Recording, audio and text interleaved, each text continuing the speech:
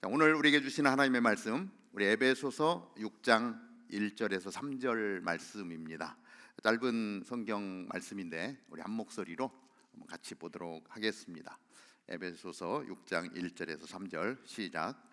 자녀들이여, 주 안에서 부모에게 순종하십시오. 이것이 옳은 일입니다. 내 아버지와 어머니를 공경하라.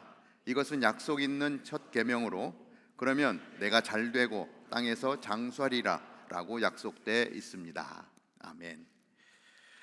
오늘은 어머니 주일입니다. 이 땅의 어머니들을 축복합니다. 어머니 되신 분만 한번 자리에 잠깐 한번 일어나 볼까요? 자리에서 우리 태중에 아이가 있어도 어머니이신데 태중에 아이를 품고 있는 어머니도 잠깐 일어서 주시면 좋겠습니다. 우리 한번 그분들을 향해서 해피 마더스 데이 한번.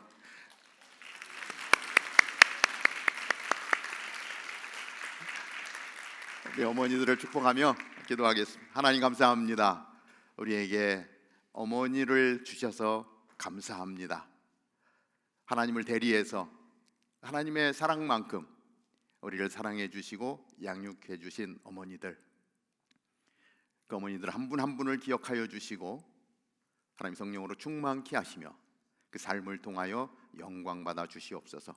건강하게 하여 주시고 행복하게 하여 주시고 감사가 넘치는 우리 어머니 되게 인도하여 주옵소서. 예수님의 이름으로 기도하옵나이다.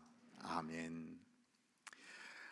우리에게 어머니가 있다라고 하는 사실이 얼마나 큰 감사인지 모릅니다. 저는 2018년에 어머님 돌아가시니까 더 어머님이 귀한 것 같아요. 여러분들 가운데 또 이렇게 어머니 떨어져 있는 경우가 참 많은데 우리 어머니를 기억하고 어머니의 사랑을 기억하고 늘 감사하는 삶이 우리 가운데 있게 되기를 바랍니다. 어머니 날은 나라마다 조금씩 다르더라고요. 미국의 어머니 날은 5월 둘째 주일, 바로 오늘이죠. 그리고 아버지 날이 있습니다. 거의 있는지 모르는데 3월 셋째 주가 아버지 날인데 그날은 아무런 감동도 없더라고요. 그럼에도 불구하고 우리 아버지들을 기억해 줄 수 있게 되기를 바랍니다. 우리 한국은 어버이날로 지냅니다. 그래서 따로 어머니날, 아버지날 구분된 게 아니라 5월 8일이 어버이날인데 부부는 한 몸이지 않습니까? 성경적인 개념으로. 그렇기 때문에 따로 있는 것보다는 어버이날로 지키는 것이 훨씬 더 성경적이지 않은가 이런 생각을 해보게 됩니다. 그러한 부모님은 어떻게 보면 하나님의 대리자로 하나님이 우리에게 주신 선물이라고 볼 수 있습니다. 이 시간에 한번 생각해 보는 것은, 하나님은 당신을 대신해서 우리에게 부모님을 보내주셨습니다. 유대인 탈무드에 이러한 이야기가 있습니다. 하나님은 모든 곳에 다 계실 수 없기 때문에 어머니를 보내주셨다.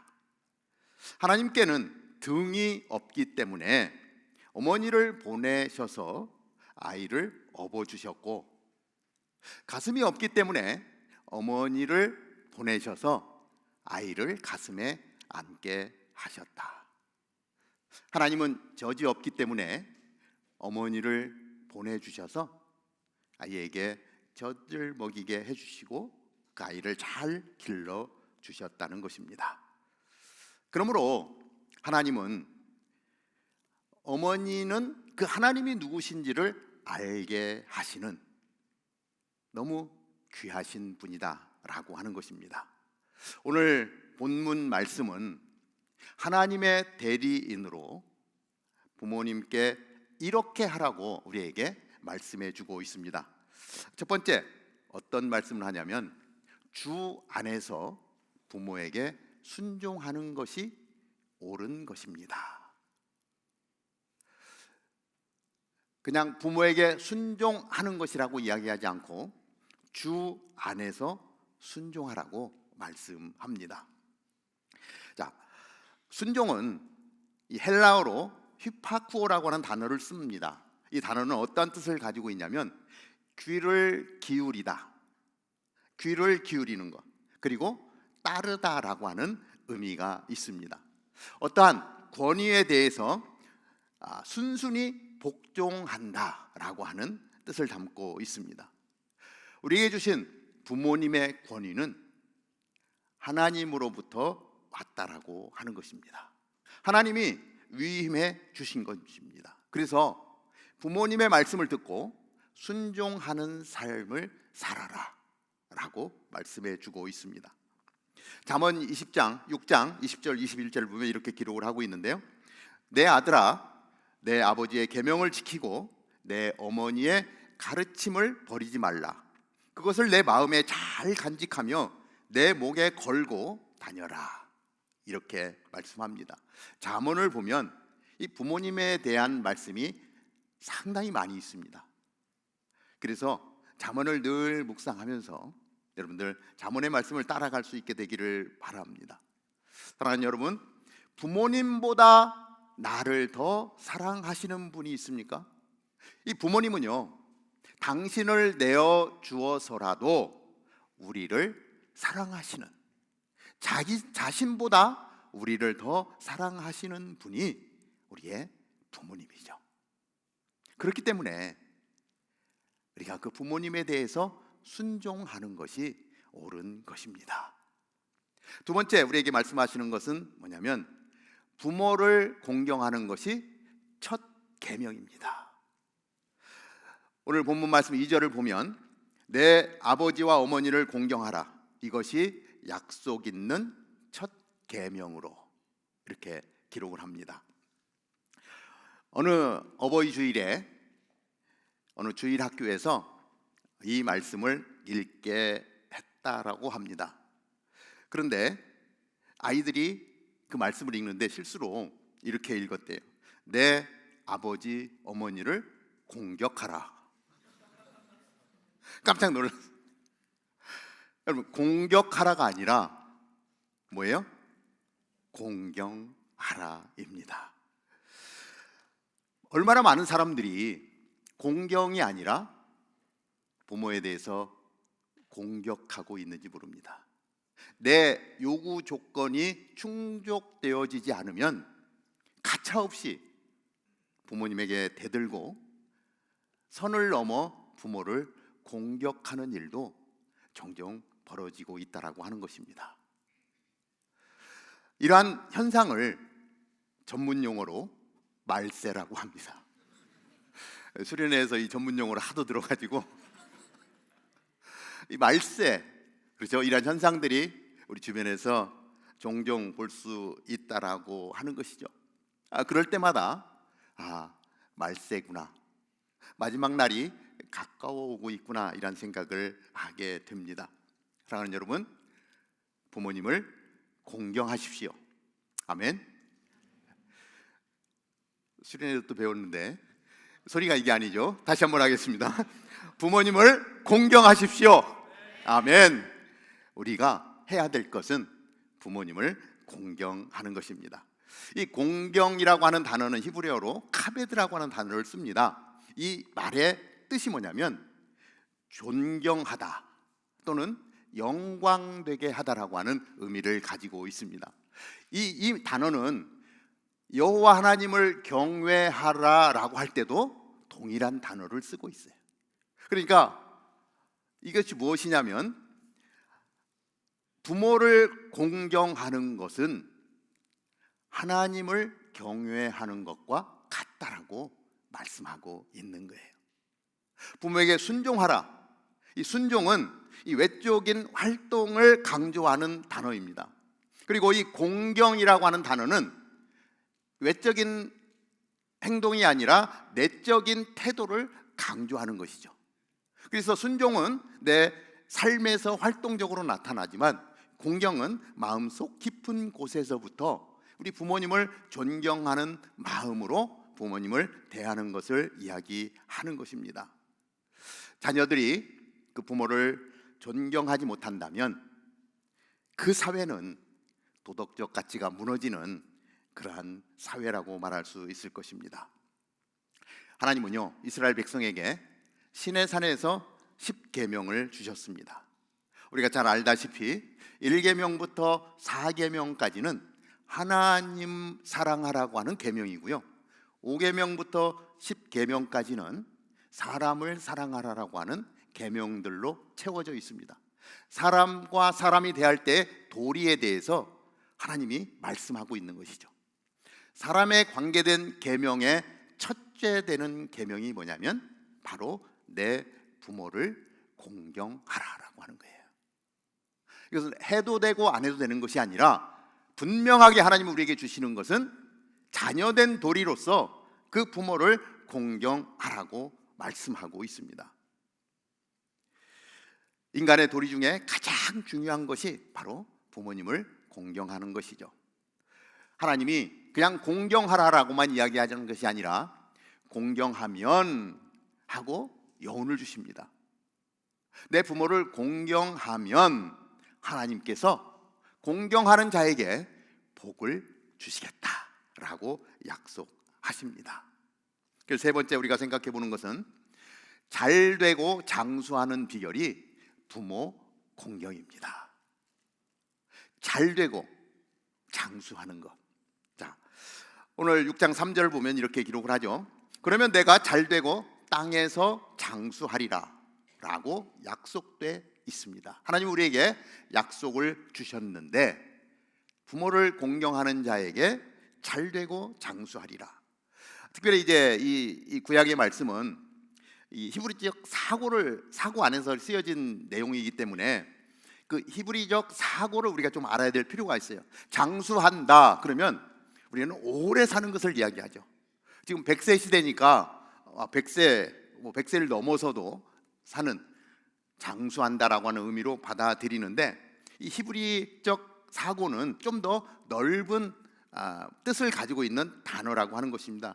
이 장수라고 하는 단어에 이 삶의 질을 이야기하고 있고요, 풍요로운 삶을 이야기하고 있고요, 그리고 진정한 평화를 의미하고 있습니다. 그러니까 장수하리라 라고 하는 단어에는 큰 뜻이 있는 거죠. 그저 오래 사는 것. 요새 할아버지 할머니들이 제일 힘들어하는 게 뭔지 아십니까? 오래 사는데 거동도 못하고 아파서 요양원에서 오래 사는 것을 가장 두려워한다고 합니다. 근데 여기 하나님이 주시는 약속은 그냥 그렇게 아프게 오래 사는 것이 아니라 풍요롭게 정말 감사하게 평화를 누리며 잘 되는 것, 하나님이 그것을 선물로 주시겠다라고 말씀하는 것입니다. 자녀된 우리가 어떻게 부모를 공경할 것인가 한 번 더 생각해 보게 됩니다. 첫 번째, 이 부모의 말과 행동을 존중하는 것입니다. 우리 잠언 23장 22절은 이렇게 기록을 하는데, 너를 낳은 내 아버지의 말을 잘 듣고 내 어머니가 늙더라도 무시하지 마라. 자, 이러한 내용이 기록이 되어졌다는 것은 이러한 현상이 많이 있다라고 하는 얘기죠. 그리고 우리 주변에도 이러한 현상들이 있는 것을 보게 됩니다. 부모에게 무례하게 대하거나 부모를 경시하는 태도는 성경에서 아주 엄하게 금지하고 있는 내용이라고 하는 것입니다. 안타깝게도 우리가 살고 있는 이 시대, 물질 만능주의 시대에 못 배우고 돈이 없는 부모님을 무시하는 일들이 얼마나 많은지 모릅니다. 그것은 하나님의 뜻에 어긋나는 행동이라고 말씀하고 있습니다. 내가 존재하는 이유만으로도, 다른 거 다 제껴주고 내가 오늘 이 자리에 존재하는 이유만으로도 우리 부모님은 존중받아야 할 존재인 것입니다. 우리 어머니, 우리 아버지, 그분 때문에 내가 오늘 있기 때문에 다른 조건 다 질 필요가 없는 거예요. 내 부모님 내가 존중하고 존경하고 순종하고 감사하는 삶이 이루어져야 되는 것입니다. 두 번째는 부모의 필요를 돌봐야 합니다. 유대인들이 이 부모를 돌보지 않고 여러 가지 이유를 들어서 이 부모에게 불효하는 그러한 모습들이 있었습니다. 예수님이 보시고 안타까워하셨어요. 그 내용이 마가복음 7장 10절에서 13절까지 기록이 되어 있는데 이렇게 기록이 되어져 있습니다. 자, 모세는 내 부모를 공경하라고 했고 누구든 자기 부모를 저주하는 자는 반드시 죽을 것이다 라고 했다. 그러나 너희는 내가 아버지나 어머니에게 드리려던 것이 고르반 곧 하나님께 드리는 예물이 됐다 하고 하면 그만이라서 너희 부모를 더 이상 봉양하지 않으니 너희 전통을 핑계 삼아 하나님의 말씀을 유명무실하게 만드는 것이 아니냐. 또 너희가 많은 일들을 이런 식으로 행하고 있다. 고르반이라고 하는 단어는 우리 히브리어 현물, 헌금을 이야기합니다. 하나님께 드리는 예물을 드리는 것입니다. 부모님을 봉양해야 하는데 내가 부모님께 봉양해야 될 것을 하나님께 드렸습니다. 고르반입니다. 그리고 부모님을 돌보지 않는 거예요. 그리고 이 전통을 핑계 삼아서 부모님을 멸시하는 것이죠. 예수님이 그 모습을 보고 안타까이 여긴 거예요. 전통을 핑계 삼아서 하나님의 말씀을 유명무실하게 만드는 아주 못된 행위라고 책망하는 것을 보게 됩니다. 예수님이 십자가에 달려 돌아가실 때 정말 찢어지는 가슴을 안고 예수님을 바라보고 있는 예수님의 어머니의 모습이 들어옵니다. 자녀가 십자가에 달려 정말 피를 흘리고 죽어가는 모습을 바라보고 있는 어머니의 그 안타까운 마음. 아들의 입장에서 보면 그보다 더한 불효가 없습니다. 그럼에도 불구하고 예수님은 예수님이 지신 사명을 끝까지 이루시죠. 그리고 그 어머니의 모습을 보면서 또 한 제자의 모습이 들어왔습니다. 그 제자가 누구냐면 요한입니다. 그래서 예수님이 요한에게 말씀합니다. 요한복음 19장 27절인데요. 요한에게 뭐라고 말씀하시냐면 그리고 그 제자에게 보아라 내 어머니다 라고 말씀하십니다. 그때부터 그 제자는 예수의 어머니를 자기 집에 모셨습니다. 십자가에 달려 돌아가시면서 사랑하는 제자에게 내 어머니다. 나는 지금 십자가에서 죽을 수밖에 없지만 어머니를 책임져 줄 수 있겠니? 라고 할 때 바로 어머니를 모시고 그렇게 섬겼다라고 말씀하고 있습니다. 여러분에게 어머니 계시죠? 돌아가신 분도 있을 수도 있습니다. 그 어머니가 베풀어 주신 은혜와 사랑. 어머니가 돌아가시니까요, 어머니가 좀 더 잘해드리지 못한 것들만 생각이 나요. 이민의 삶을 살다 보면 어머님하고 많이 떨어져 있는, 부모님하고 많이 떨어져 있는 삶을 살 수밖에 없는데 늘 이런 어머니날이 되고 어버이날이 되면 정말 이억만리 타국에서 어머니하고 함께 하지 못하는 것이 정말 죄송하고 불효스럽고 그렇습니다. 좀 더 가까이 있었으면 좀 더 잘해드릴 텐데 그렇지만 여건이 그렇게 되지 않죠. 어쨌든 거리가 떨어져 있어도 여러분들 어머니의 사랑을 늘 기억하고 감사하고 할 수 있는 대로 사랑한다라고 고백하는 여러분들이 되기를 바랍니다. 오늘 말씀은 우리에게 세 가지를 말씀하고 있습니다. 주 안에서 부모님께 순종하라. 혹시 여러분들 가운데 부모님께 순종하지 못한 것들이 있다면 지금부터라도 순종하는, 그래서 부모님의 마음을 기쁘게 해드리는 삶으로 나아갈 수 있게 되기를 바랍니다. 부모님을 공격하지 말고 공경하시길 바랍니다. 이것이 여러분이 잘 되는 비결이라고 말씀합니다. 하나님이 그렇게 하는 자에게 복을 예비하셨다. 부모를 공경하는 자를 잘되게 하신다라고 하는 것, 이것이 성경의 원리라고 우리에게 말씀해 주고 있습니다. 얼마 전에 우리 선교부에서 어버이날을 맞이해서 여러분들이 손편지를 쓰면 그것을 어머니께 보내드리겠다라고 하는 행사를 했었습니다. 많은 분들이 동참해 주셨고 편지를 써서 선교부로 제출해 주셨습니다. 5월 8일 어버이날 전에 그 편지를 부모님이, 한국에 계신 부모님이 받아보고 너무 좋아하셨다는 거예요. 그 소리가 이렇게 들려오더라고요. 미국에 사는 자녀가, 그죠? 이 손편지를 써서 엄마 아빠 사랑합니다, 엄마 아빠 고맙습니다, 편지를 써서 전교부에 다 모아가지고 한국으로 보내가지고 우체국 통해서 가정마다 다 보내드렸는데, 그 이야기를 들으면서 그저 단순한 카톡만 와도 즐겁고 너무 기쁜데 편지가 왔다, 그 편지를 받아보는 부모의 마음이 어땠을까? 그 부모의 얼굴에 얼마나 많은 기쁨이 가득했겠는가라고 하는 생각을 해볼 때에 우리 수고하신 우리 선교부 팀들에게 감사를 드리고, 카드 한 장 자체는 아주 작은 거죠. 그러나 그 안에 담겨 있는 부모를 사랑하는 사랑의 무게는 엄청난 거예요.